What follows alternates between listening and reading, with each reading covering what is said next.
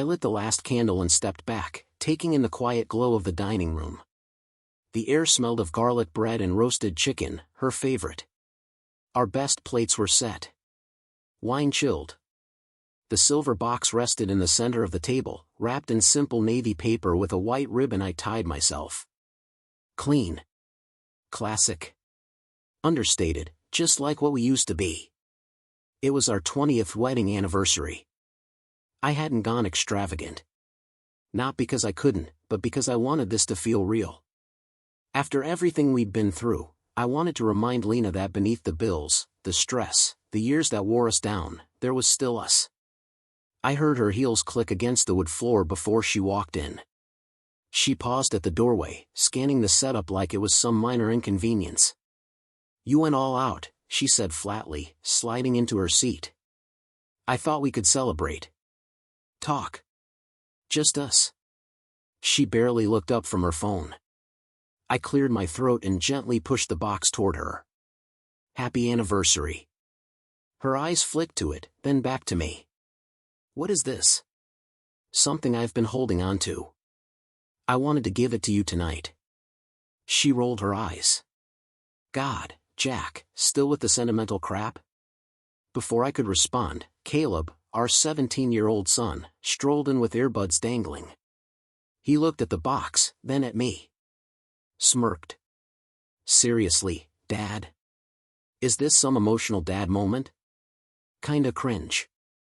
I looked at them both. My wife. My son.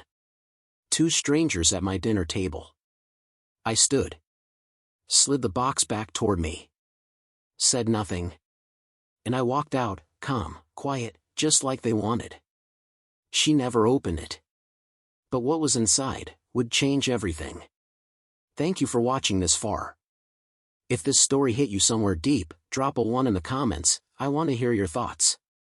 Don't forget to like, subscribe, and share this channel with someone who needs to hear that loyalty isn't weakness, it's power when given to the right person. I had spent the whole afternoon in the kitchen. The pasta was handmade, fettuccine, the way she liked it, with a slow-cooked tomato cream sauce simmering on the stove. Garlic bread baked in the oven, its smell curling around the corners of our Dallas home. I plated everything just before 7, careful to wipe the edges clean, like I'd seen on those cooking shows Lena used to binge before she stopped caring about things like date nights. The dining room glowed in soft, golden tones, thanks to the row of tall candles flickering in the center. I'd even dug out the old jazz vinyls from the attic and let Coltrane play low in the background. Everything was intentional. Intimate. A little weathered, maybe, but still standing, like us. At least, like I hoped we still were. The room was silent except for the gentle clink of silverware as I adjusted her place setting one last time. I didn't want perfection. I wanted connection. A reset. A moment. And in the middle of the table, right in front of where she'd sit, was the gift. The box. It wasn't flashy. Just a small, sleek, silver case tied with a white ribbon. Simple on the outside, but filled with something I'd been waiting years to give her. A new start. I glanced at the clock. 7:12. That's when I heard her heels. They echoed down the hallway like a metronome ticking away whatever was left between us. I stood still, hands folded in front of me as Lena entered the room, phone in hand, face blank. She didn't stop to take anything in. Just stared at the table like she was checking a reservation that ran 5 minutes late. "You cooked," she said flatly, sliding into the chair. No smile. No curiosity. Not even a glance at the box. Before I could reply, the familiar thump of sneakers on the staircase signaled the next shift in the scene. "Caleb." And in that moment, as his voice echoed down the hall, I realized this wasn't just an anniversary dinner. It was a goodbye wrapped in cloth napkins and candlelight. The silence between us stretched, broken only by the gentle hum of the jazz playing in the background. I waited for her to say something more. Anything. She finally glanced at the box, lips curling into a faint smirk. "Is this another one of your deep, metaphorical things?" she asked, not even touching it. You really could have just gotten me perfume like a normal husband." I tried to keep my voice even. "It's not about money. It's—" "Of course it's not about money," she interrupted, already bored. "That's the problem, Jack. You keep pretending effort makes up for everything we've lost."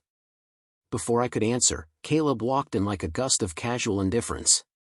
He was in sweatpants, hoodie unzipped, earbuds slung around his neck, phone in hand. He paused when he saw us at the table, when he saw the box. "What's this?" he asked, quirking an eyebrow. "Some kind of anniversary scavenger hunt?" Lena didn't even hide her laughter. "Your dad's having a moment." Caleb scoffed and dropped into the chair beside her. "God. That's so lame. You know how this looks, right? Like, movie of the week lame." He never looked up from his phone as he said it, thumbs tapping away. Probably texting friends about how pathetic I was. Or worse, making a joke out of it. I looked at the two of them, sitting side by side, my wife and my son, and realized how far gone it all was. The sting in my chest wasn't from the words. It was from the look in their eyes. That quiet, practiced disregard. I sat there for a moment, staring at the gift that had taken me months, no, years, to prepare. Not just the contents, but the meaning behind it. The box wasn't about money. It was about redemption. Restoration. Maybe even forgiveness. And they laughed at it like it was trash. I swallowed hard. My hands trembled slightly as I reached out, slid the box back toward me. Neither of them noticed. They were both too busy staring at their screens, completely unfazed that the man who had spent the last 2 decades giving them everything was now standing up from the table, slowly, quietly. I didn't yell. Didn't cry. Didn't demand they see what I'd given them. Instead, I tucked the box under my arm, looked at the candles dripping wax onto the tablecloth, and walked out of the dining room. Out of the house. The door closed behind me with a soft click. The night air hit like truth, cool and sobering. As I walked down the driveway, I could still hear their voices faintly behind me. Laughing. She never opened the box. But what was inside would change everything. The chill of the night followed me into the car. I sat in the driver's seat, hands resting on the steering wheel, the box still on my lap. The engine idled, but I didn't pull away right away. My eyes blurred slightly, not from tears, but from everything hitting at once. They didn't care. They really didn't. As the streetlights stretched across the windshield like golden ghosts, my mind slipped backward, back to when things were different. Before everything fell apart. There was a time not so long ago when I was somebody.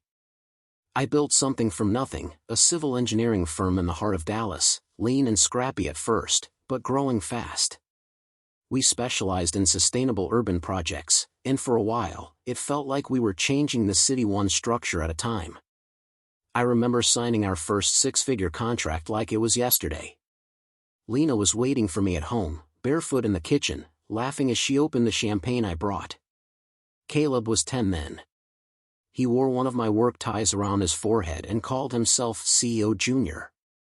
We were a team. A family. A unit. But all of that started slipping the moment the Riverlight project got greenlit.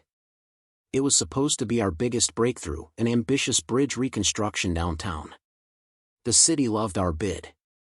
I poured everything into it, time, money, faith. I took out loans, pushed our resources, bet the future on that deal. Then came the budget cuts.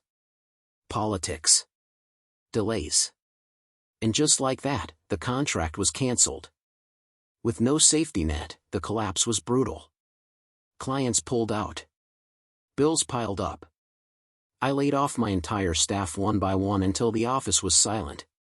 A few months later, I sold what was left for pennies just to keep the lights on at home. I can still hear Lena's voice after I told her. "So, this is it? You just lose and we all live smaller now?" She didn't cry.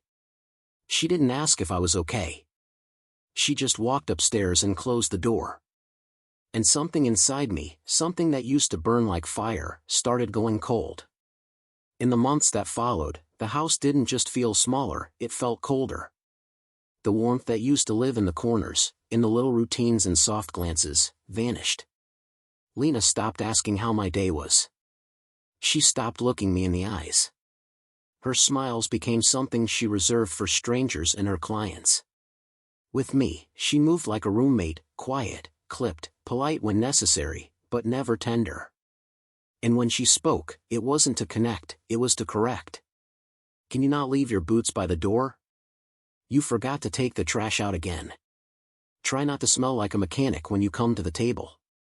I'd bite my tongue and nod, even when the oil under my nails came from working 12 hours fixing someone's busted transmission just to keep food in our fridge. But it wasn't just Lena.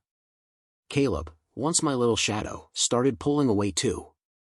He'd roll his eyes when I'd ask about school, mumble that I wouldn't get it, then disappear into his room for hours.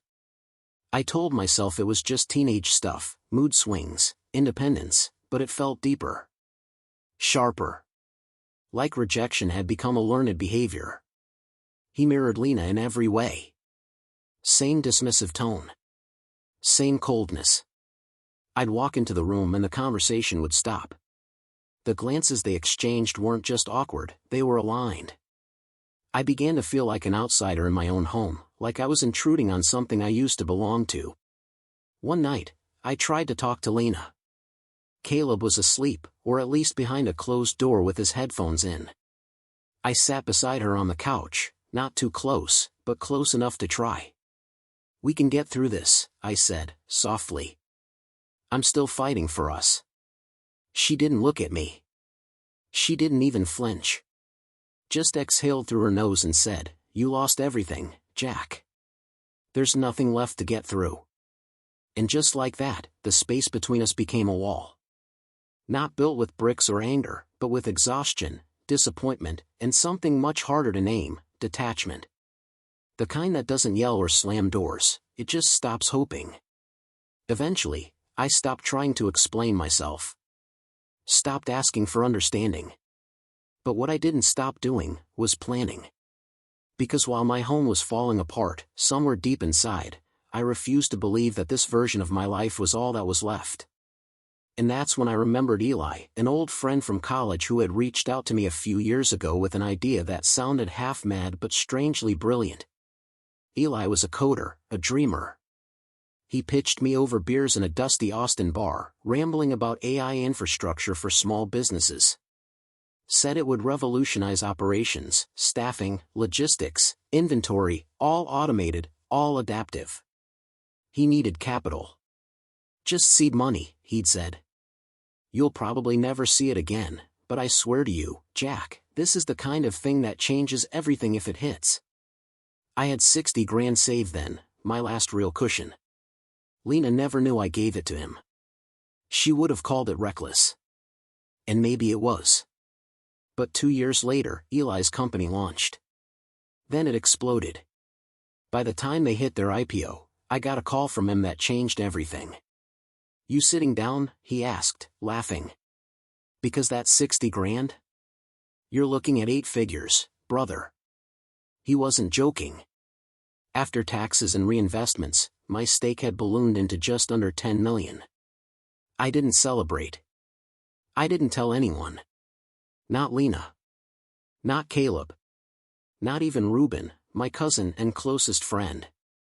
I just stared at the numbers, heart pounding, and for the first time in years, I exhaled. Not from relief.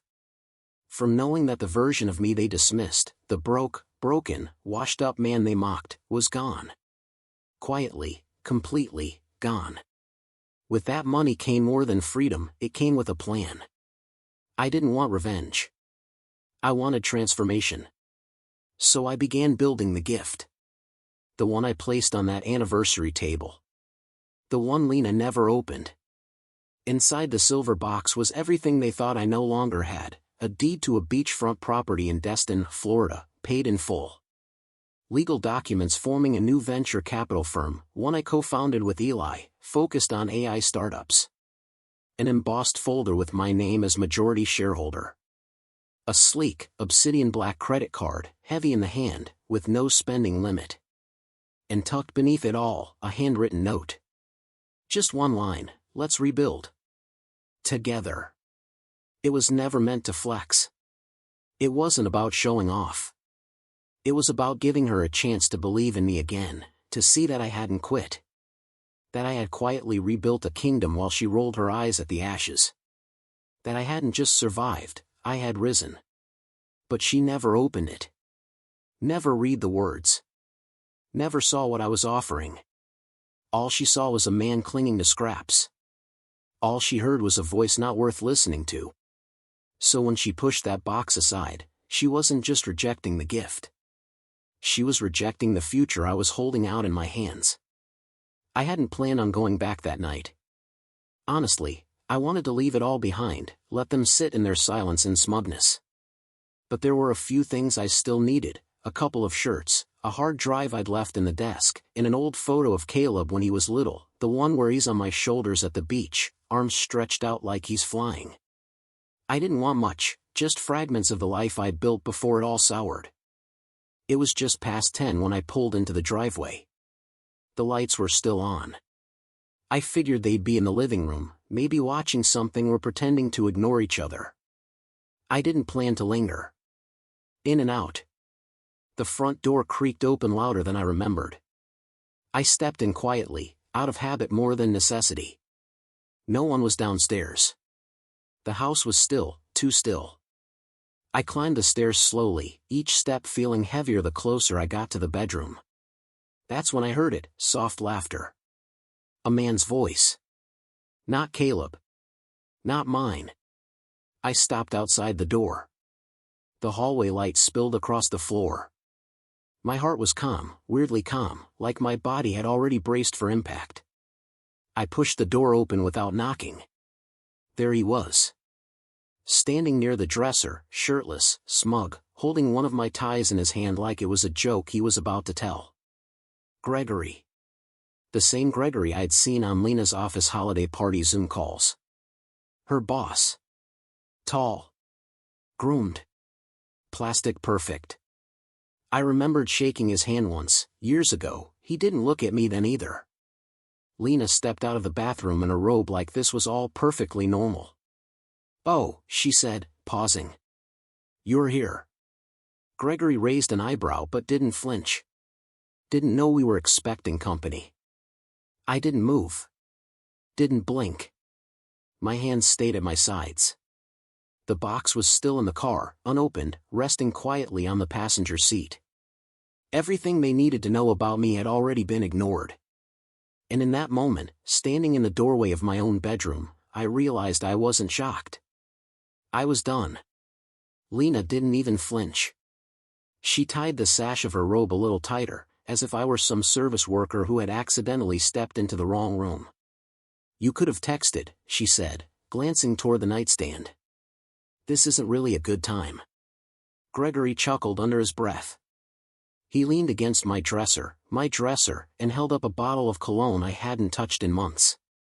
"I gotta say, Jack," he said with a smirk, "you have surprisingly good taste, for a guy who apparently ran out of everything else." The room stayed quiet for a beat. I stood in the doorway, their silhouettes lit by the warm bedroom lamps I installed myself. I didn't respond. I didn't need to. Lena turned away and picked up her phone off the bed like we were done talking. Gregory didn't stop smiling. That was the moment I knew words were useless. No argument, no evidence, no plea would change what they'd already decided. I reached into my pocket and pulled out my house key. I held it for a second, long enough to feel the chill of the metal, then placed it gently on the corner of the dresser next to Gregory's Rolex. Neither of them looked at me. And I didn't look back. I walked out of the room, out of the house, and down the front steps without a sound. But inside? Inside, I was burning. The second the door shut behind me, everything I'd held in for months cracked open, quietly, powerfully, like a dam giving way with no warning. My chest felt hollow, but my blood ran hot. I gripped the steering wheel in the car so hard my knuckles went pale. Not from fear. Not from pain. From restraint. I'd seen betrayal before, on job sites, in boardrooms, even in battlefields where men turned on each other under pressure. But I never imagined it would come from the two people who once made me feel like I belonged in this world. They didn't just replace me, they erased me. Like I was a phase they'd outgrown. But I didn't scream. Didn't punch the dashboard. Instead, I stared at the box in the passenger seat. Unopened. Waiting. They'd laughed at me. Mocked me. Replaced me. But they had no idea who they just walked away from. That night, as I drove away from the house I built, I made a promise to myself: I would never step foot back into that version of my life again. Not for them. Not for anyone. The next few days passed in a kind of numb autopilot. I stayed at my cousin Ruben's place, one bedroom, creaky floorboards, the smell of old coffee always lingering. He didn't ask questions. Just handed me a spare key and said, "You've got space here as long as you need it." I'd been sleeping light, barely eating, mostly staring at the silver box on the nightstand like it held the last piece of me that hadn't been dragged through the mud. On the third night, my phone buzzed. It was Caleb. I almost let it go to voicemail. I stared at the screen as it vibrated in my hand, unsure if I wanted to hear his voice or never hear it again. But something made me answer. His voice was shaky, muffled. Like he was either crying or trying not to. "Dad. I messed up." I didn't say anything. I didn't need to. I knew, he choked out. "About Mom. About Gregory." I didn't say anything because she said it wasn't my place. That it would just make things worse. And I believed her. I could feel my jaw tighten, my fingers clenching the phone so hard I thought it might crack. "She told me you were holding us back," he continued. "That you were too stuck in the past to move forward." And I just went along with it. Still, I didn't speak. The silence stretched long enough that he probably wondered if I was still on the line. "I'm sorry, Dad. I swear I am. I just didn't want to lose both of you. And now, I don't know where I stand." I closed my eyes, let out a breath I didn't know I'd been holding. It was the first time I heard regret in his voice. But I wasn't sure if it was regret for me. Or regret that Gregory had already walked out on them, too. The silence on the line settled like dust in an abandoned room. I sat on the edge of Ruben's couch, one hand gripping the phone, the other resting on the closed silver box beside me. I didn't yell. I didn't cry. I just let Caleb's words hang in the air, twisting between guilt and desperation. He sniffled on the other end. "Dad, say something." I stared at the floor, my voice slow, level. "You want me to say I forgive you?" "No," he whispered. "I mean, I hope, but I get it if you don't." I leaned back, eyes still fixed on the carpet like it held answers I hadn't been ready to see. "You didn't just stay quiet, Caleb. You stood there. At that dinner table. You watched me pour my heart out in the one way I knew how, and you smirked." "I know," he breathed, the words cracking. "I was wrong. I thought I was being loyal to her. I didn't know how far it had all gone until it was too late." I let the words land before I responded. "Trust," I said, voice calm but firm, "isn't something you hand out like candy, son. It's earned. And when it's broken like this, it doesn't bounce back. It shatters." There was silence again, heavier this time. "I miss you," he finally said. "Things are a mess now. Mom's falling apart. Gregory's gone. She barely gets out of bed, and I don't know what to do." For a moment, the part of me that still remembered bedtime stories and scraped knees wanted to reach through the phone and fix it all. But the man I'd become, the one they underestimated, knew better. "I'm not the one who walked away, Caleb," I said quietly. "You did. You chose your side. Now you have to live in it for a while." His breath caught on the other end. "I hope one day we can rebuild," I added. "But that day isn't today." Then I ended the call. Not out of cruelty, but because for the first time in years, I was finally choosing me. I hadn't even taken the phone away from my ear when it buzzed again. Caleb. I almost let it go this time. But something told me this call would be different. I answered with a flat, "Yeah?" His voice came fast, rushed. "Gregory's gone." I didn't respond. "He packed up 2 nights ago. Said he had business in Chicago and never came back. Mom's losing it. I've never seen her like this. She won't eat. She barely talks. She's just sitting in the dark, like everything's already over." I rubbed my temple, staring at the ceiling in Ruben's dimly lit living room. "She keeps asking if you're coming back," he added, quieter now. I think she finally realized, she traded real for fake. There was a part of me, a small, raw part, that still wanted to feel something when I heard that. A flicker of vindication. A rush of justice. But all I felt was, tired. I closed my eyes and said nothing. "Dad," he asked. "You still there?" "I'm here." "You think you'll ever talk to her again?" I let the silence stretch a few seconds longer. Then I spoke, steady and without hesitation. Let her sit in the quiet she created. Caleb exhaled sharply, maybe a sob, maybe just defeat, but I didn't wait to find out. I ended the call. For the first time since I walked away from that house, I wasn't running scenarios in my head. I wasn't reliving what I could have said or done. I wasn't aching to fix something that didn't want to be fixed. The damage was done. They lit the match. I just refused to burn with them. By the end of the week, I was fully settled into the office space downtown, a sleek, minimalist penthouse with glass walls and a panoramic view of the Dallas skyline. It wasn't for show. It was a symbol.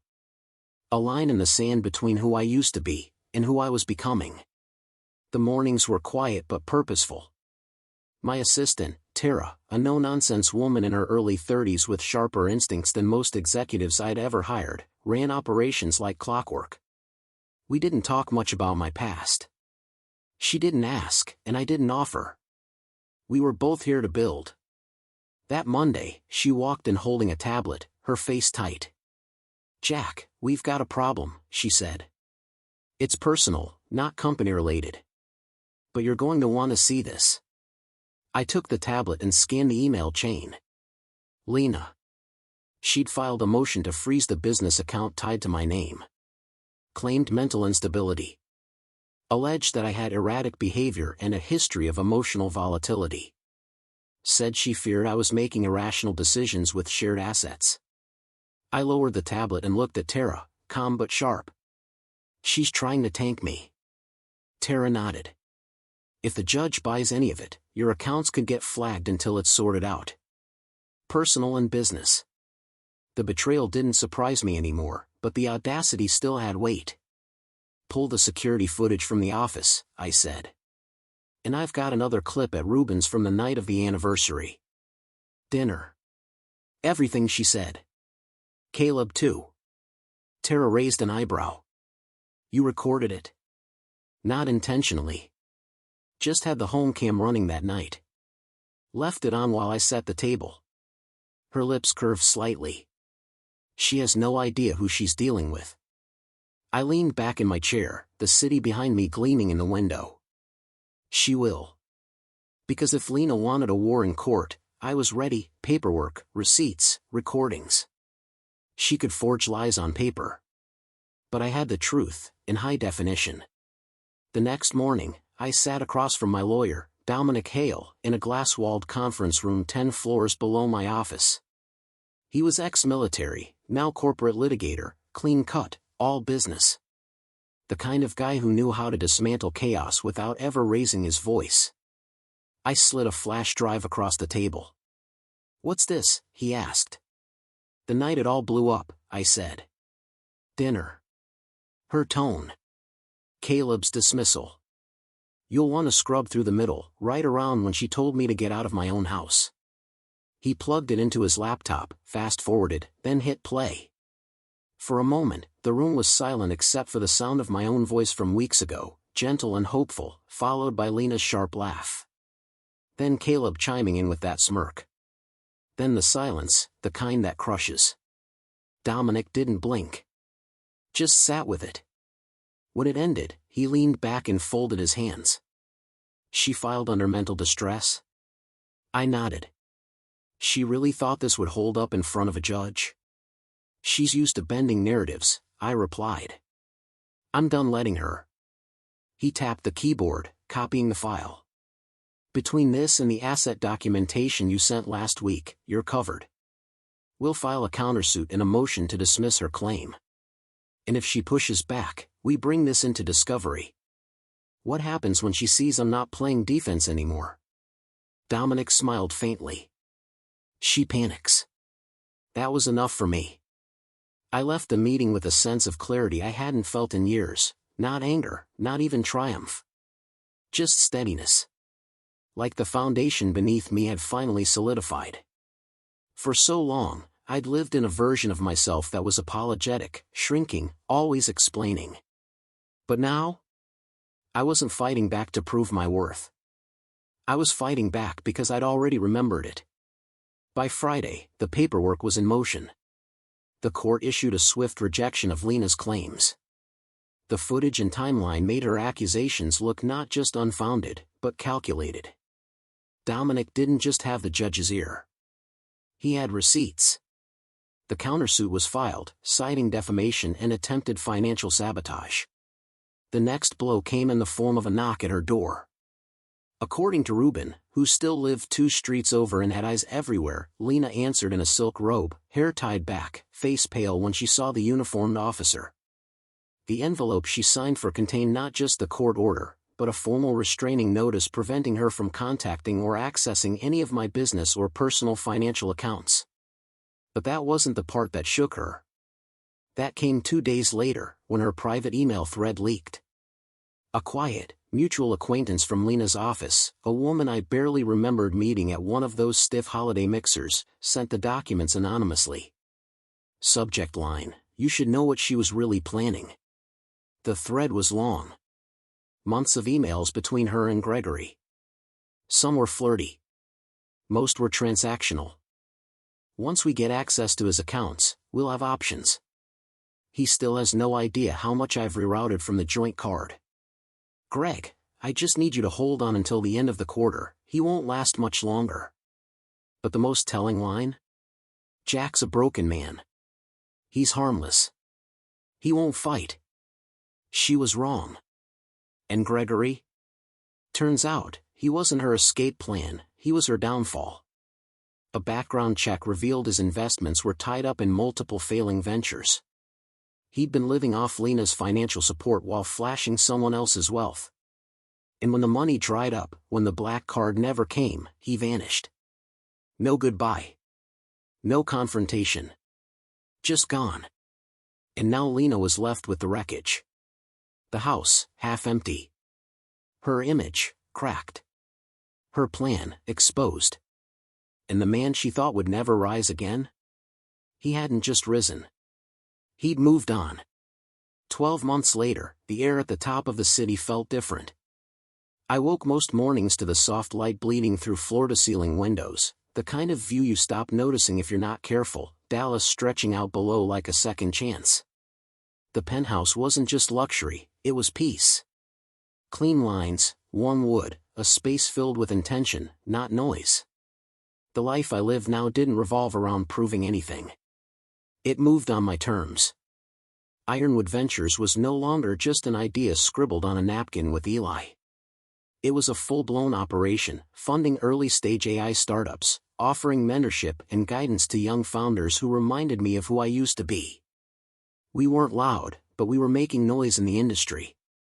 Headlines. Awards. Real growth. The kind that didn't need Lena's validation or Caleb's approval. Ruben still dropped by every Friday with takeout, always grumbling about the elevator being too damn quiet for a man with old knees. Tara had become more than just my assistant, she ran operations like a general, and sometimes I forgot she hadn't always been part of this. But there was one new presence that had started to shift the air around me in ways I didn't expect. Her name was Nora. We'd met at a business panel 6 months earlier. She was there representing a mid-size firm from Austin, asking smart questions, challenging the room full of men who spoke in buzzwords. She had a calm kind of confidence, not the loud kind, but the kind that made you stop and listen. She didn't flirt. Didn't probe. Just saw me.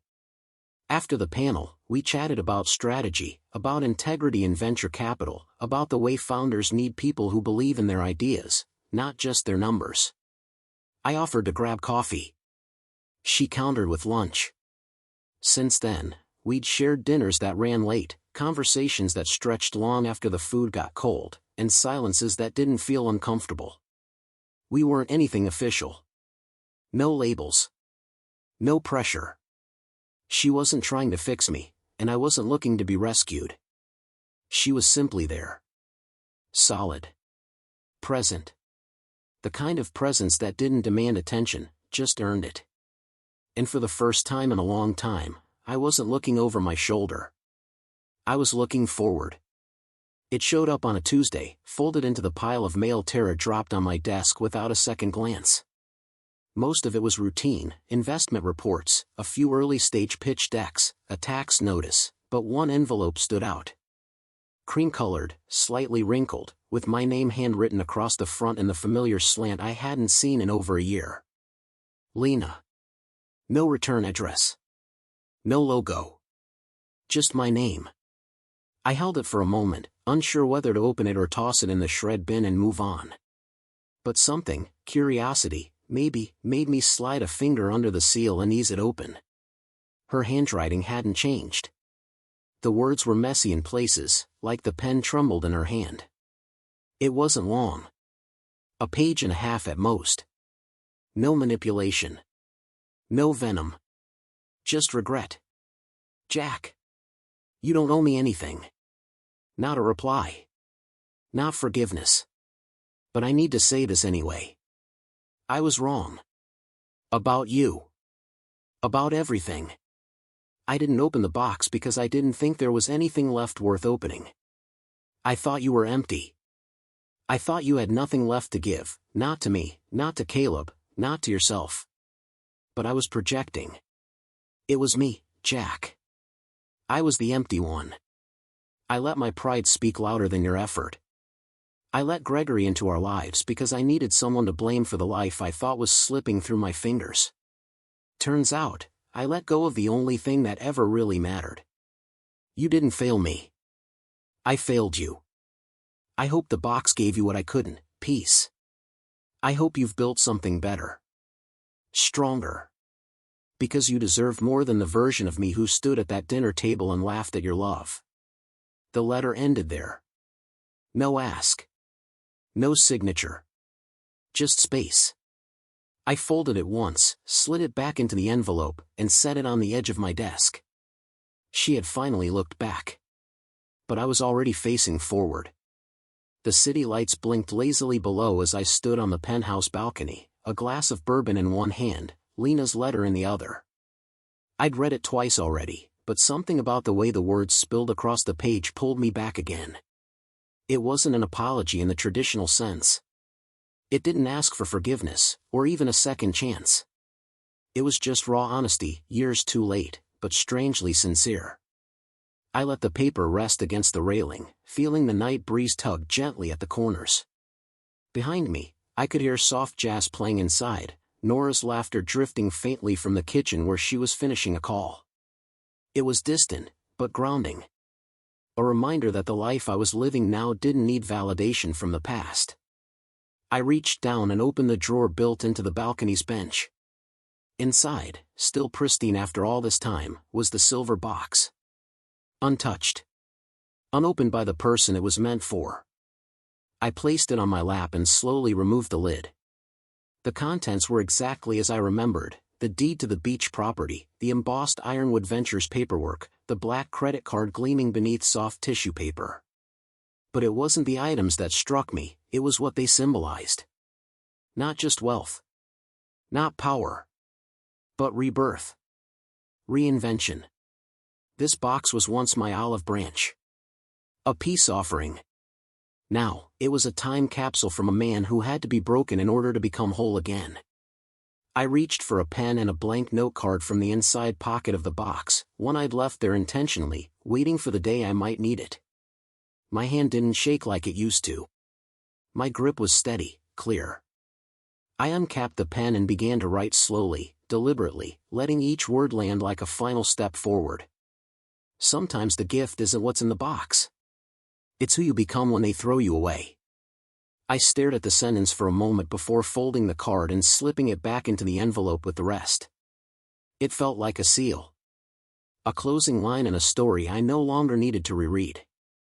I sat there a while, letting the wind pass through the folds of my shirt, the low sounds of Nora's voice blending with the hush of the city below.